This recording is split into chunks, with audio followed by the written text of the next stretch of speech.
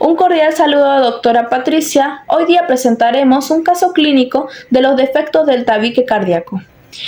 Este caso clínico se evalúa gracias a una ecografía fetal de 22 semanas que muestra cardiomegalia leve y una evaluación Doppler, que es la mezcla de sangre oxigenada y desoxigenada entre aurículas. Y también hay un informe ecográfico que sugiere una comunicación interventricular e interauricular y una posible persistencia del tronco arterial común. Gracias a estos rasgos son encontrados por el ecocardiografía fetal y esquema anatómico digital del corazón, incluyendo una historia familiar de cardiopatía congénita. Bueno, aquí yo les voy a hablar sobre la formación del corazón. Como aquí podemos observar que en el día 23 solo tenemos un tubo recto formado por varias regiones consecutivas. Podemos mencionar que tiene tronco arterial anterior, como podemos observar, y dará origen a la aorta y al tronco pulmonar. También podemos observar que tiene el ventrículo primitivo, que esto se convertirá en el ventrículo izquierdo, y tenemos también al atrium, que es la aurícula primitiva, y también dará origen a las dos aurículas, tanto izquierda como derecha. Este día 23, en esta etapa, la sangre solamente fluye en sentido caudocraneal, es decir, desde el sinus venoso hasta el tronco arterial. En esta segunda imagen está en el día 24. Aquí ocurre la flexión o acomodamiento cardíaco. Aquí ocurre el proceso llamado looping cardíaco. El tubo cardíaco se curva hacia la derecha y hacia adelante. El bulbo, cordis y el ventrículo se mueven hacia abajo y hacia adelante. Y el atrium y el sinus venoso se desplaza hacia arriba y hacia atrás. Aquí ya se está formando básicamente la estructura del corazón. Y en el día 35 es el corazón con cámaras que se diferencian. El corazón aquí ya muestra una morfología más parecida a la definitiva. El tronco arterial comienza a dividirse para la aorta y el tronco pulmonar, y aquí podemos observar los ventrículos y aquí la aurícula. Aquí está la aurícula izquierda, la aurícula derecha y el tronco pulmonar, la aorta y las arterias. En esta segunda imagen vamos a hacer un repaso de cómo la sangre desoxigenada se vuelve sangre oxigenada. La sangre desoxigenada inicia entrando por la vena cava superior y se aloja en la aurícula derecha. Esta sangre pasa gracias a la válvula tricúspide, y de la válvula tricúspide llega al ventrículo derecho.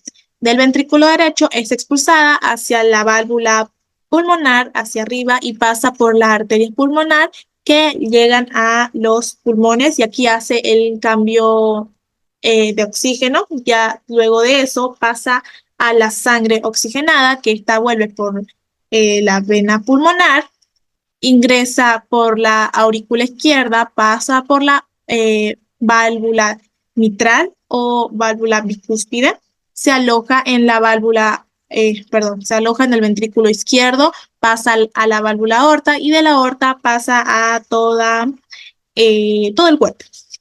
Los tabiques auricular, el septum primum. ¿Cómo se origina este septum primum? Se origina de una cresta en forma de media luna desde el techo de la aurícula común.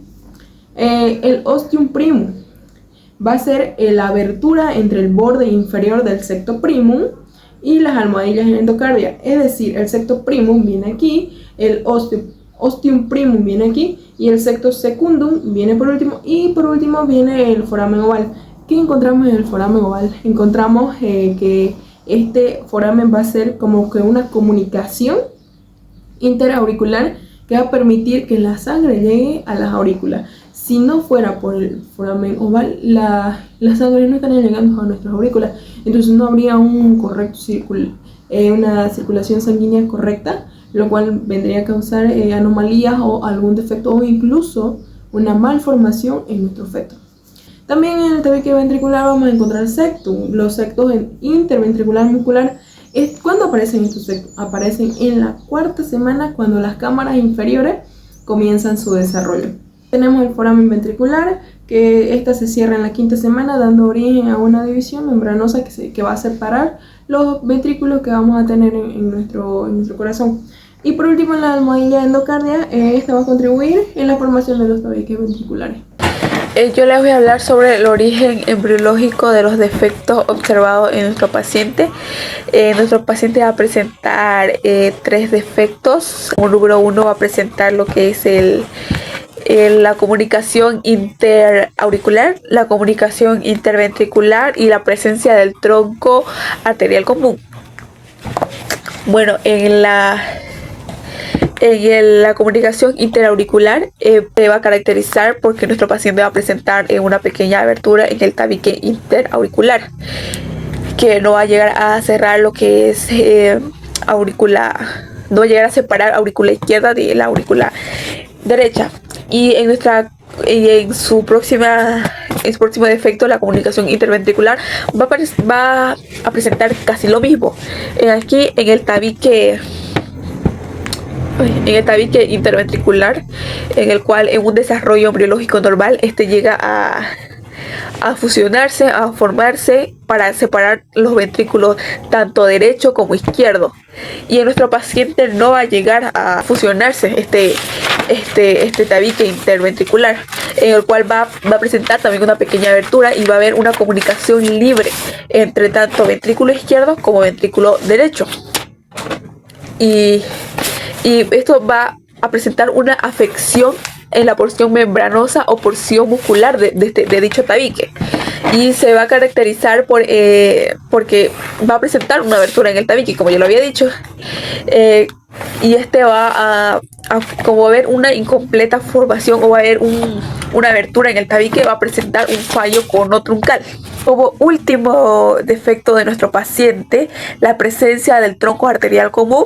Esta es una cardiopatía congénita. En lugar de que el corazón tenga 2 arterias, solo va a presentar una arteria, que comúnmente en un corazón de un desarrollo embriológico normal, el corazón presenta 2 arterias, ¿verdad? Una arteria aorta y la arteria pulmonar. Entonces nuestro paciente solo va a llegar a tener una arteria, y en esa arteria es donde, como no se va a presentar esa división de arteria aorta a arteria pulmonar, va a presentar esa única arteria, en el cual esa única arteria va a ser la que va a transportar la sangre hacia los pulmones y al cuerpo. O sea, va a ser la función de tanto la aorta como de la arteria pulmonar. En su proceso embriológico alterado, se va a caracterizar porque los bordes conotruncales no lograron fusionarse y descienden hacia los ventrículos. Se va a caracterizar por que el tronco arterial primitivo no se divide en aorta y en una arteria pulmonar, y el resultado de este dicho fallo de que no se divide en arteria aorta y arteria pulmonar va a dar origen a un solo vaso de salida, o sea que solo va a presentar una arteria, y que esa arteria va a tener las 2 funciones, tanto de la aorta como de la pulmonar, como de llevar sangre a los pulmones y llevar sangre hacia el cuerpo, lo que hace nuestra arteria aorta y nuestra arteria pulmonar. Los hallazgos ecográficos y fisiopatológicos que podemos encontrar es la persistencia del tronco arterial común, que es la sangre de ambos ventrículos se expulsan al vaso único, esto provocando una circulación en paralelo y la mezcla de sangre oxigenada y desoxigenada, y una comunicación intraauricular y ventricular. Permite una libre mezcla de sangre a nivel auricular y ventricular, y garantiza presiones ventriculares se igualen, obligando a la sangre de ambos lados a entrar por el tronco común. Igual se observa una mezcla de sangre y cardiomegalia leve, que es el flujo excesivo de sangre al lecho pulmonar, causando una sobrecarga de volumen y trabajo en el corazón fetal. Esto se manifiesta como una cardiomegalia y un desequilibrio en el flujo que podría llevar a la insuficiencia cardíaca congénita. la ilustración anatómica de los defectos. Aquí tenemos el tabique ventricular, tabique auricular, y este sería el defecto del cono truncal. Bueno, el defecto del tabique ventricular o DTB es una abertura de la pared que separa el ventrículo izquierdo como derecho durante el desarrollo embrionario. Este tabique se forma a partir del tejido mesenquimal y la estructura no se cierra completamente, como podemos observar en la imagen, y permite la mezcla de la sangre oxigenada y no oxigenada. Esto puede causar una insuficiencia cardíaca e hipertensión pulmonar si es grave. En esta segunda imagen tenemos al defecto del tabique auricular o su sigla que son DTA, que esta es una abertura en la pared que separa las aurículas. Aquí podemos observar que está una abertura tanto izquierda como derecha. En la embriología, la aurícula se forma por la fusión del septum primum y el secundum. La persistencia es un foramen o la no fusión adecuada puede generar este efecto, permitiendo el paso anómalo de sangre. Generalmente causa un cortocircuito de izquierda a derecha. Y por último tenemos en esta imagen que es el defecto de los conos truncales, que afecta a la